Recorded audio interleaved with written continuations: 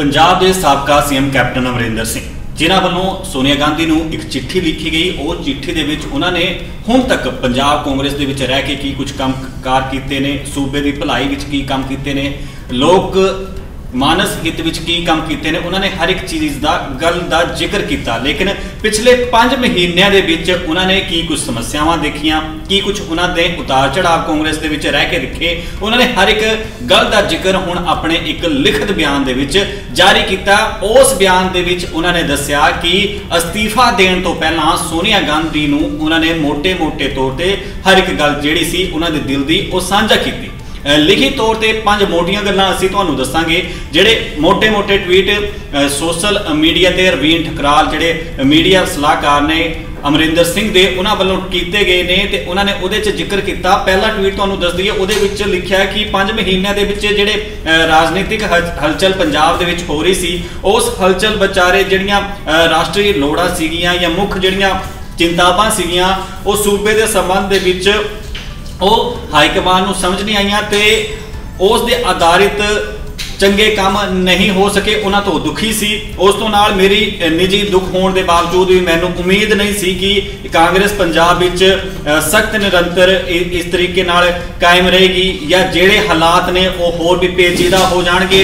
हालातां दा जिक्र उन्होंने स्टार्टिंग तो लैके एंड तक जिहड़ी उन्होंने चिट्ठी के संबंध दे विच जानकारी साझा की उहदे विच कीता ते इस दे नाल ही उन्होंने जिहड़ियां केंद्रित ध्यान करने वालियां गल्लां सीगियां उन्हां बारे भी जाणू करवाया। लेकिन निरंतर जिहड़ियां चीज़ां निकल के सामने आ रही सी उस तो बड़े जिहड़े दुखी सी। यह भी कैप्टन अमरिंदर सिंह वल्लों अपने इस बयान दे विच कहा गया। पंजाब दे लोग कांग्रेस दीयां जिहड़ियां प्रतिभाशाली जनतक नीतियां लई देख रहे हैं, उन्हां दियां जिक्र करते हुए उन्होंने कहा कि मैं चंगे करन दी हर एक कोशिश की, लेकिन सरहदी सूबा होने करके इत्थे होर भी बहुत सारिया चीज़ां सी जिहड़ियां लोकां तक पहुँचाउण दी उन्होंने फिर भी कोशिश की ते लोकां दीयां चिंतावां नूं लैके उन्हां नूं दूर करन दी जिहड़ी कोशिश आ ओह कीती आ। लेकिन सरहदी राज नाल संबंधित जिहड़ा सूबा सरहद दे नाल लगदा इस नूं लैके बहुत सारिया इहो जिहियां लोड़ां ने जिहड़ियां केंद्र सरकार तो चाहिए ने, कांग्रेस हाईकमान तो चाहिए ने, उन्हां सारिया चीज़ां दी समझ रखते सी कैप्टन अमरिंदर सिंह। लेकिन फिर भी वो जिहड़े पिछले 5 महीने तो लगातार अपने इस बयान दे विच कह रहे हैं कि वह दुखी हैं। लेकिन उन्होंने फिर भी कहा कि मैं पंजाब के मुख्यमंत्री वजों पूरी जिहड़ी आ उन्होंने कोशिश की ते बहुत सारे जिहड़े राजनीतिक ते होर जिहड़े सुरक्षा दायरे ने, चिंतावां ने सरहदी सूबा होने कारण उस संबंध दे विच भी उन्होंने जिक्र किया। तो अक्सर वो अपने बयानों के कहते हैं कि वो एक फौजी सी ते फौजी होने दे पता उन्होंने सारिया चीज़ों का कि सरहदी खेतर ते उत्थे की चीज़ होनी चाहिए। जिहड़े उन्होंने जिस तरीके नाल पूरा परिवार रहा राजा कहे जाते हैं तो उन्होंने ये भी पता कि राजशाही की आ, एक आम बंदे की की लोड़ हुंदी आ। उन्होंने सारिया चीज़ों का जिहड़ा भलीभांति ज्ञान सी ते वो हर संभव कोशिश करते रहे। उन्होंने अपने पूरी चिट्ठी दे विच ये गल कही है। उन्होंने 5वां जिहड़ा ट्वीट साझा किया रवीन ठकराल ने कैप्टन अमरिंदर सिंह वल्लों जिहड़ी चिट्ठी सोनिया गांधी नूं लिखी गई है उहदे विच ये भी गल कही है कि ना सिर्फ मैं कानून राज स्थापित किया ते पारदर्शी शासन नूं भी यकीनी बनाया। इस दे विच भी हालां तक विरोधी धिरां लगातार जदों तक अस्तीफा नहीं दे दिता उदों तक सवाल चकदियां रहियां ते हुण भी विरोधी धिरां लगातार यही कहंदियां ने कि जिहड़े वादे कीते सी उन्हां वादियां नूं पूरी तरह नहीं जमीनी तौर पर पंजाब के लोगों नाल सत्ता तो आने तो बाद जिहड़े सी कैप्टन अमरिंदर सिंह निभा सके ते लगातार वादियां नूं लैके भी उन्होंने गल्लां कहियां ने। ते इन्होंने 2019 विच जिहड़ियां लोक सभा चोणां होईयां सी उस दे संबंध दे विच भी कहा कि 13 विचों 8 सीटां जित्तियां अते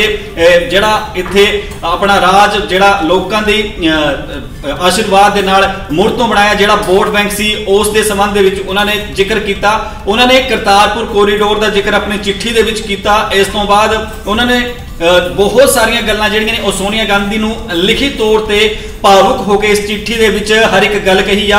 नैशनल कांग्रेस दा जिहड़े पब्लिक पॉलिसीज़ ने उन्हां दे संबंध दे विच कही आ कि पंजाब दे विच तां ओह पॉलिसीज़ लागू कीतियां होर सूबियां दे विच भी जाके जिथे लोड़ पई उन्होंने हर संभव तरीके दे नाल अपनी कोशिश की। 2002 तो लैके 7 तक जिहड़ा उन्होंने अपना कार्यकाल दिता। उस तो बाद 17 तो लैके सितंबर 2021 तक उन्होंने अपना कार्यकाल लगभग 9.5 साल वो कांग्रेस दे सरकार दे जिहड़े मुख मंत्री रहे 2002 तो लैके 7 तक, ते उस तो बाद 2017 तो लैके सितंबर 2021 तक। हुण अगले साल 2022 ਦੀਆਂ चोणां होण वालियां ने। लगातार चर्चावां जारी ने कि कांग्रेस हुण भविख दे विच किवें अपनी सूबे दे विच जिहड़ी आ जड़ तक अपनी जोर अजमाइश करके अपनी ਜਿਹੜੀ ਕਾਬਜ਼ ਹੋਏਗੀ, ਇਹ ਸਾਰੀਆਂ ਚੀਜ਼ਾਂ ਨੇ। ਲੇਕਿन जिस तरीके नाल अपनी इस चिट्ठी ਦੇ ਵਿੱਚ 2017 ਦੇ ਵੋਟ ਬੈਂਕ ਦਾ ਵੀ ਉਹਨਾਂ ਨੇ ਜ਼ਿਕਰ ਕੀਤਾ कि ਅਸੀਂ ਕਿੰਨੇ % ਵੋਟ ਬੈਂਕ ਹਾਸਲ ਕੀਤਾ। कोविड-19 ਦਾ ਜ਼ਿਕਰ ਕੀਤਾ ਆਪਣੀ ਚਿੱਠੀ ਦੇ ਵਿੱਚ। 15 ਦੇ ਵਿੱਚ ਜੋ ਕੁਝ ਸਰਕਾਰ ਦੇ ਹੁੰਦੇ ਹੋਏ ਉਹਨਾਂ ਨੇ ਅਚੀਵਮੈਂਟ ਕੀਤੀਆਂ ਉਹਨਾਂ ਦਾ ਜ਼ਿਕਰ ਕੀਤਾ। 18 ਅਗਸਤ ਦੇ ਵਿੱਚ ਉਹਨਾਂ ਨੇ जो बड़े बड़े पंजाब ਨੂੰ ਸੇਵਾਵਾਂ ਦਿੱਤੀਆਂ ਉਹਨਾਂ ਦੇ ਸੰਬੰਧ ਦੇ ਜ਼ਿਕਰ ਕੀਤਾ। ਤੇ ਇਸ ਤੋਂ ਬਾਅਦ ਉਹਨਾਂ ਨੇ बहुत सारिया होर भी गल्लां ने कि करोड़ों के बजट नूं लैके जिहड़े किसानां दे हितां नूं लैके या होर भी योजनावां जो सिक्ख्या के संबंध दे विच होण, मैडिकल के संबंध दे विच होण, उन्हां सारियां दा उन्होंने जिक्र किया। हालांकि ये भी दस दईए कि पंजाब के सीएम कैप्टन अमरिंदर सिंह जो हुण साबका सीएम के तौर पर गिने जा रहे हैं, लंघे कुछ ही घंटिया पहला उन्हां दे बारे एक होर गल बड़ी रिकॉर्ड तोड़ कही जा रही है कि कैप्टन अमरिंदर सिंह ने पहला फौज तो अस्तीफा दिता। 1963 के विच आर्मी च भर्ती होए सी।